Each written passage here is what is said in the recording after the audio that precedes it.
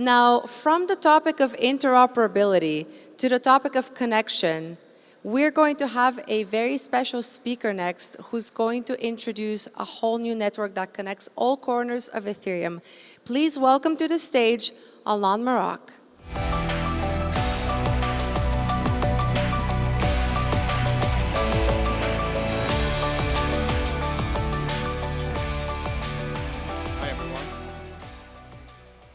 Hi everyone, my name is Alon. I'm the CEO of SSV Labs, which is the core team behind both SSV and Compose.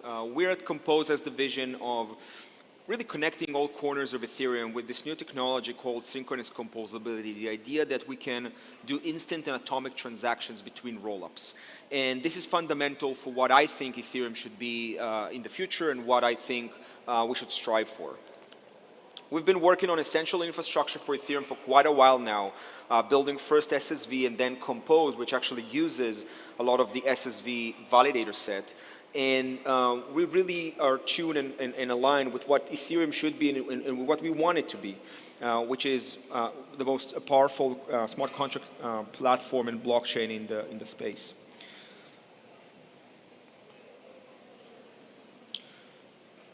Initially, when the dream of scaling Ethereum was born, we actually started talking about sharding, where validators were both securing Ethereum but also facilitating interop between rollups, or between shards, as we called them back in the day. It proved to be quite difficult to do, and so we moved to the rollup-centric roadmap, where rollup by independent parties, still secured by Ethereum, but scale it in a much easier way. The problem was that there is no based-in or built-in interop between those rollups, which kind of causes fragmentation across the various rollups and the entire Ethereum ecosystem. Every rollup is kind of its own economic island, has its own dApps, users, and liquidity. And it's not necessarily that you can move between those rollups or interact between those rollups easily. And it doesn't really feel like one big Ethereum. It feels like a bunch of different rollups, economic islands, with Ethereum being kind of the main continent. And that's, I think, a problem. We previously saw other blockchains with some similar approaches like Cosmos really suffering for the fact that various parts of the ecosystem are not one, even though we are building a bunch of different bridges, quote unquote, but those bridges are not really composable, rather than fixing or temporarily fixing different things like swaps and cross-chain bridging. One of those solutions is asynchronous message passing, where you basically can move messages between rollups with some kind of an oracle or a committee, a trusted committee. The problem is that creates latency, and it's not really composable. If you want to do some kind of an interaction between rollups where you ask or read some state from one rollup and then write a state on another rollup, you can't really do that in one transaction. You have to send a message, wait for it to return. There is no guarantee that that message will be delivered or when it's going to be delivered. And so composability is really breaking if you try to do if you try to compose something with asynchronous message passing. The leading actual interop solution is our intents. Intents flip the script around and say, let the user describe what they want to get, for example, bridge an asset or swap a token for something else, and off-chain solvers or intermediaries will figure out how to fill that demand. There's no guarantee of execution, and it still has some latency, even though it's shorter than the previous solution. There is some latency, at least one block, and it's not really composable. Again, if you need to wait, you break composability, and for the most part, when people bridge or cross-chain swap, it's not the end goal of what they're trying to do, it's just a step. They want to do something on another chain, and so interop with intents does solve some of the problems because it has a better UX, but composability is not within reach yet.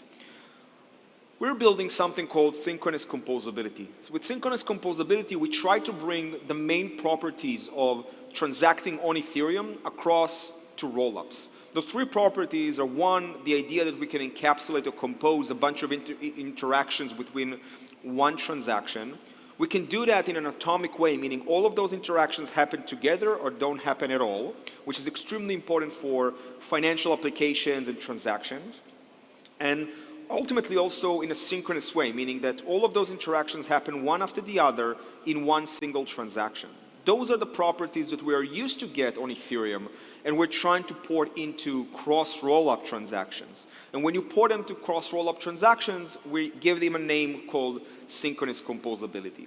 And if we now need to kind of compare between all of them, then the current state of affairs is that either we have a very generic type of solution, which is slow, message passing, asynchronous message passing, or we have something which is faster, but it's very specific. Intent-based interop is very specific for the fact that it needs or requires intermediaries and liquidity, meaning that it's mostly focused around one or two use cases and specific tokens that have deep liquidity. Anything else doesn't really work or work well, and of course composability is never really existed because again it's asynchronous and you need to wait until the intent is actually executed. With synchronous composability, we actually try to solve both things. We try to do something which is extremely generic and composable, but also extremely fast. This is kind of the end goal of where interop should be and what rollups on Ethereum should behave and make you feel like as a user. And that's where Compose comes along. We're building synchronous composability that consolidates liquidity users and dApps across rollups.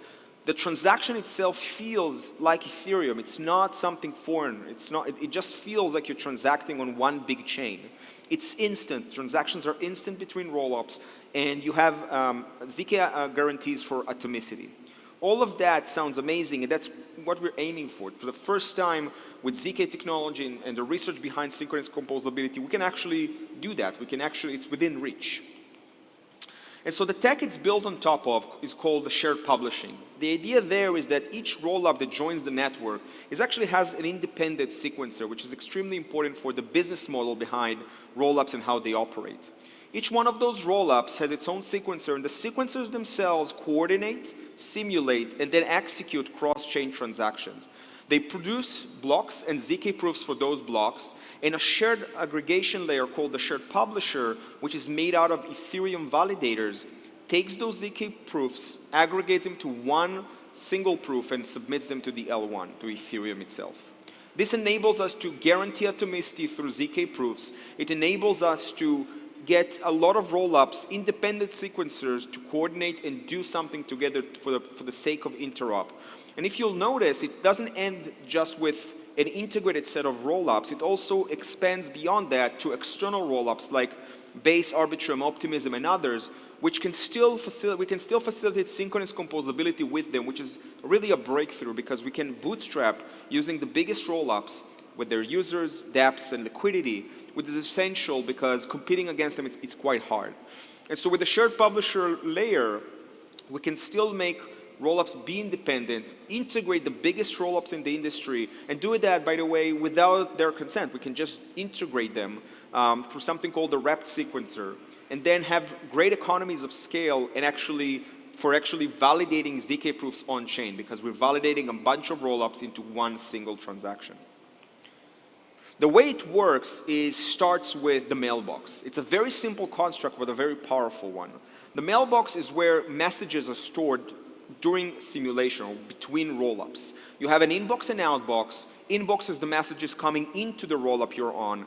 Outbox are the messages going out to another rollup.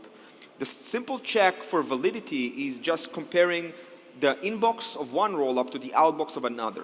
It's such a simple construct, but it's a very powerful one because it enables us to not just understand how cross-chain rollups, cross-chain transactions work, but also guarantee their validity. In order to facilitate and pre-populate messages within those mailboxes for synchronous execution, we do a simulation between the sequencers. That simulation happens off-chain, and it's based on a very lightweight consensus protocol. It's extremely fast. And during that simulation, all messages are exchanged between sequencers. When they do that, they know which messages are in and which messages are going out, and they decide if they're willing to go for execution once the simulation is done. And when they do that, they're executing, and then through the shared publisher validate that the execution was valid and also atomic, meaning there is no way that just one rollup executed while the other didn't. That's extremely important for the types of interactions and transactions happening in crypto, on blockchains. And so all of that is what facilitates the synchronous composability nature of transactions within Compose. The cool thing about it is it opens up the door for many use cases which are not really available today. I'll start with the two most common ones, bridging and swapping. We used to have intermediaries or liquidity providers to facilitate those types of transactions, but with synchronous composability, we don't need them. We don't need any intermediaries. We don't need any liquidity in between the rollups. It's simply a programmatic bridge or programmatic swap on another DEX. And that's extremely important because it expands what type of tokens, what type of chains can actually participate. But it goes beyond that. So for example, you can enable cross-chain flash loans, cross-chain atomic arbitrage. You can enable arbitrary read and write for developers, which is a game changer because they can now build multi-chain apps. It also affects how developers deploy their apps, because if you have synchronous composability, you don't need to deploy your app on a million different rollups. You can just deploy it once on a one rollup, because every other user on any other rollup just can interact with it. It's like on Ethereum. If you deploy your app on one part of Ethereum, every other user on Ethereum can reach it and use it. The same goes here with synchronous composability. And so it affects the very way that we develop apps and how we build them and deploy them.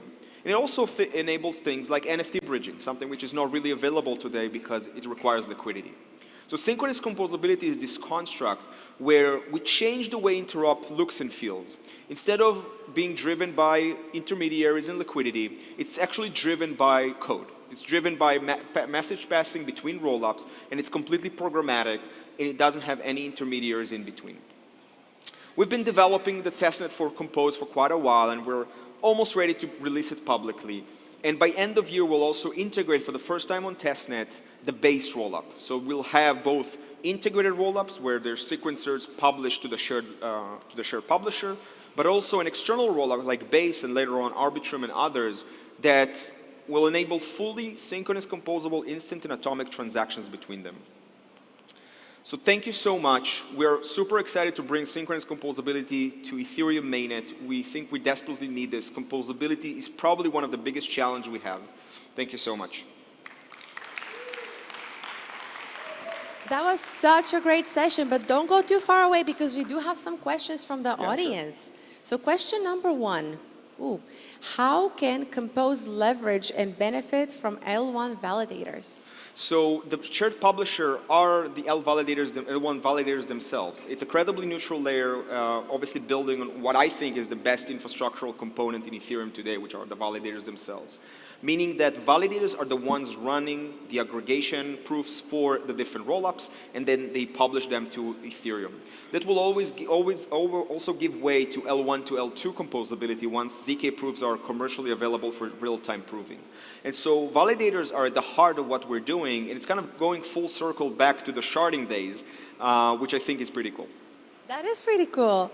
The next question that we have, will it work with based rollups or rollups with many sequencers? As you mentioned, they need to do some kind of message exchange. If so, how will they know with what sequencer to talk?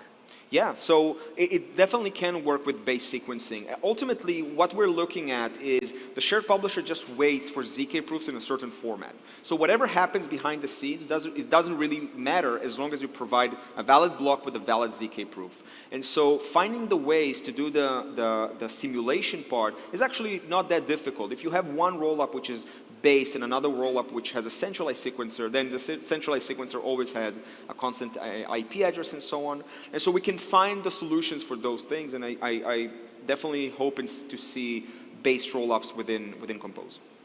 Next question is, how will ZK proofs work with optimistic ones? How do you map their assets? Did you use another bridge, Composer bridge? Yeah, so that's actually a great question. So most of fraud proofs rollups publish a state and obviously DA every hour or so. Mostly states every hour or so. What we're going to do is actually ZK-fy base, Arbitrum, and others before they ZK-fy themselves. We're going to prove on chain the states that they publish. And absolutely correct, whoever asked that question, we will have a shared bridge that is ZK proven, and also withdrawals will be much quicker, and that will be the entry and exit point from the composable asset class, as we call it.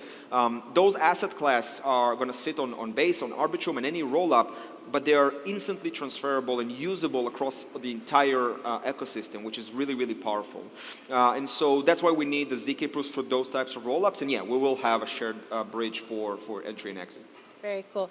This next one says, what if Base/Optimism reorgs? Exactly. So that's why we're producing ZK proofs for the moment they set a new state on chain.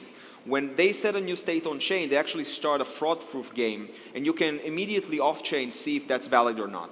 What we're going to do is actually take that computation from the off-chain node, ZK-fy it, and get the proof on chain. So they cannot reorg unless the fraud proof is valid or not valid, and we can actually check that through the ZK proof. And so in between those points, they can reorg, but we are doing ZK proofs for the points and not between them. So that's an important point.